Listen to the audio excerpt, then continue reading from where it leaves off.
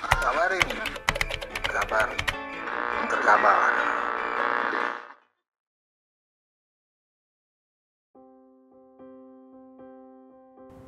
FDI ini harus kita patut bersyukur bahwa sekalipun kondisi global tidak terlalu dalam kondisi yang baik-baik saja, tapi global itu percaya kepada Indonesia. Apa indikasinya? Foreign direct investment kita stabil. Dan ingat loh, FDI kita di Asia Tenggara terbaik pertama itu adalah Singapura, yang kedua itu adalah Indonesia. Ini data yang dikeluarkan oleh ANTED. Dan untuk sektor real, Indonesia lebih pertama. Singapura itulah sektor-sektor keuangan. Apa yang saya mau sampaikan?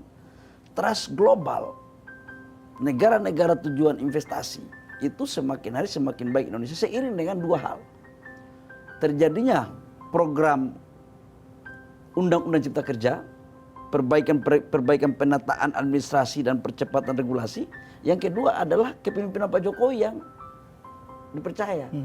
Jadi leadership Pak Presiden itu melahirkan kepercayaan global, termasuk pada dunia usaha. Dan kalau ditanya mencapai target nggak? Capek nggak Pak? Insya Allah capek. Indonesia sekarang bagus. Dan oleh beberapa lembaga dunia mengatakan bahwa pertumbuhan ekonominya masih di atas 5%. Tapi terakhir dikoreksi itu 4,6%. Tetapi saya ingin mengatakan, potensi ekonomi yang begini bagus, kalau tidak diberi dengan stabilitas yang baik, tidak menutup kemungkinan kita akan menjadi salah satu negara yang juga bisa seperti nasibnya seperti Inggris. Kan makanya saya katakan ini pertarungan leadership. Hampir semua dunia ini pertarungannya pertarungan leadership. Itu pertama. Yang kedua, saya ingatkan teman-teman, kalau pemerintah memberikan warning begini bukan berarti pemerintah menakut-nakuti. Sebab apa? Optimisme itu harus diberingi dengan langkah-langkah strategis, taktis, tapi juga harus dengan data yang objektif. Contoh, IMF hari ini sudah punya pasien berapa? 16 negara. Yang antri 28 negara. Dan dalam analisa saya, yang antri itu bukan hanya negara-negara berkembang, tapi juga ada negara lain yang lebih baik daripada negara-negara berkembang. Nah, kalau kita salah mensiasati ini, Mas, ini kita akan dalam kondisi yang tidak menguntungkan. Nah, bagaimana kemudian untuk kita dalam posisi yang menguntungkan? Maka kepemimpinan yang kuat, stabilitas yang kuat, dan cara-cara percepatan, baik dalam presisi perizinan maupun insentif. Yang ketiga adalah konsep investasi yang mengarah kepada hilirisasi. Nah, terkait dengan persoalan hilirisasi, saya ingin katakan begini, Mas. Kita sudah harus menghentikan cara-cara lama dengan melakukan ekspor barang mentah. Dari zaman VOC sampai tahun 90-an, sampai 2000-an lah, sekian, masa kita harus kirim barang mentah terus sih negara ini? Hilirisasi adalah instrumen terpenting dari sebuah jawaban konsep Pak Jokowi yang namanya transformasi ekonomi. Hilirisasi adalah instrumen untuk menciptakan nilai tambah karena situ terjadi industrialisasi. Kenapa saya katakan bahwa penting? Kita ambil contoh kecil, Mas, nikel.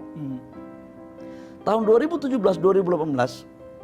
hasil ekspor nikel kita itu hanya 3,3 miliar US dollar. 2021 hasil ekspor nikel kita karena sudah dilakukan hilirisasi sebesar 20,9 miliar US dollar.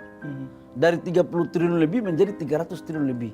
Di 2022 ini saya pastikan hampir kurang lebih sekitar 28 sampai 30 billion US dollar. Berapa pendapatan pajak? Berapa penciptaan lapangan pekerjaan? Dulu katakanlah kita bertengkar dengan isu-isu tentang tenaga kerja asing. Kita akui, start awal memang iya. Tapi begitu sudah selesai, kan ada terjadi transfer knowledge. Dan sekarang kita lebih selektif. Begitu kita melakukan pelarangan ekspor ore nikel, Eropa nggak setuju. Kita dibawa ke WTO. Memang negara-negara ini nggak suka kalau Indonesia itu maju. Padahal pintu keluar untuk negara ini menjadi negara maju adalah hilirisasi. Dan kita lawan. Bahwa Presiden sekalipun kita kalah di WTO, tahap pertama Bapak Presiden memerintahkan banding ya Pak. Mas Bahlil lawan. Dan kepada rapat kabinet suruh hadapi. Yeah. Dan kita akan hadapi, kita nggak boleh. Dan Bapak Presiden selalu mengingatkan, Indonesia sudah merdeka. Kita harus berdiri sama tinggi, duduk sama rendah. Dalam bahasa Bapak Presiden di KTT Eropa ASEAN itu harus setara. Nggak boleh satu negara yang dapat mendikte negara kita. Yeah. Itu baru satu jenis, boksit. Tahun 2023 kita tutup, melarang ekspor. Kalau mereka membawa kita ke WTO, monggo silakan aja. Emang kita takut apa? Indonesia ini sudah saatnya untuk jangan lagi ditakut-takuti dengan cara-cara lama. Oleh siapapun dan oleh negara manapun. Karena anak-anak Indonesia ini udah pintar-pintar, Mas. Yang kedua, menteri-menterinya ini semua udah menteri pelaku bisnis semua, nggak bisa ditipu-tipu. Oh, ilmu tipu itu kan semua udah pelajari, Mas. Jadi jangan mau kita lakukan. Dan jujur saya katakan, negara-negara besar itu tidak ikhlas dan belum merelakan untuk negara-negara berkembang seperti Indonesia untuk mengelola hasil sumber daya alamnya sendiri di negaranya untuk menciptakan nilai tambah. Dan itu terjadi di G20 kemarin. Kita perdebatan dengan menteri-menteri negara-negara hebat itu. Tapi alhamdulillah untuk hilirisasi dan nilai tambah sudah menjadi bagian konsensus pada keputusan di tingkat pimpinan tertinggi komunike di paragraf ke-37.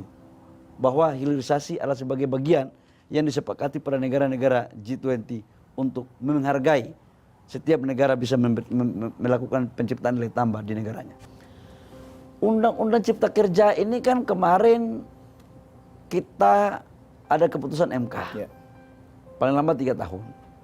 Dan kemarin pemerintah sudah mengeluarkan Perpu untuk mengakomodir apa yang diperintahkan oleh MK tersebut. Dan oleh karena itu nggak perlu lagi ada pertentangan tentang Undang-Undang Cipta Kerja. Udah selesai. Sekarang tinggal kita menunggu pengesahan ya atau tidak dari DPR. Tapi keyakinan saya, insya Allah oke. Kenapa oke? Karena kita sudah melakukan perbaikan-perbaikan sebagaimana yang diperintahkan oleh Mahkamah Konstitusi. Kita kan taat hukum gitu. Itu satu. Yang kedua, Undang-Undang Cipta Kerja ini jujur aja, Mas, investasi 1.200 triliun di tahun 2022 yang insya Allah akan mencapai target tidak akan mungkin terjadi kalau tanpa perubahan Undang-Undang Cipta Kerja. Ini saya ngomong apa adanya aja. Pendapatan pajak kita 2.000 triliun lebih mungkin tidak akan tercapai kalau tidak ada perubahan Undang-Undang Cipta Kerja. Penciptaan lapangan pekerjaan yang berkualitas dan pertumbuhan ekonomi kawasan di hampir merata di seluruh Indonesia tidak akan mungkin terjadi kalau tanpa Undang-Undang Cipta Kerja. Artinya apa? Undang-Undang Cipta Kerja adalah sebuah instrumen baru untuk memudahkan dunia usaha, menciptakan lapangan pekerjaan, dan sekaligus mendapatkan pendapatan negara dan meningkatkan kompetitiveness kita. Dan saya punya keyakinan juga, kalau tidak ada Undang-Undang Cipta Kerja ini, hilirisasi yang begini masif yang kita lakukan mungkin tidak akan terjadi sedemikian rupa. Dengan kata lain adalah Undang-Undang Cipta Kerja adalah pintu masuk untuk melakukan perubahan secara fundamental dalam rangka memperbaiki ekonomi nasional kita. Dan apa yang terjadi? Pertumbuhan ekonomi kita di kuartal ketiga 5,75%. Inflasi kita di bawah 6%. Di saat bersamaan negara-negara G20 pertumbuhannya tidak sebaik kita. Jadi polemik-polemik apa lagi yang mau disampaikan? Ada perubahan secara fundamental regulasi, ada faktanya di lapangan bahwa memang ini untuk perbaikan ekonomi. Jadi teori apa lagi yang membantah ini? Kalau dikatakan bahwa Undang-Undang Cipta Kerja ini nggak baik. Menurut saya, apabila ada juga yang mengatakan bahwa itu baik dalam perbaikan ekonomi, maka marilah kita tanyakan kepada rumput yang bergoyang, mau lu apa? Kira-kira begitu.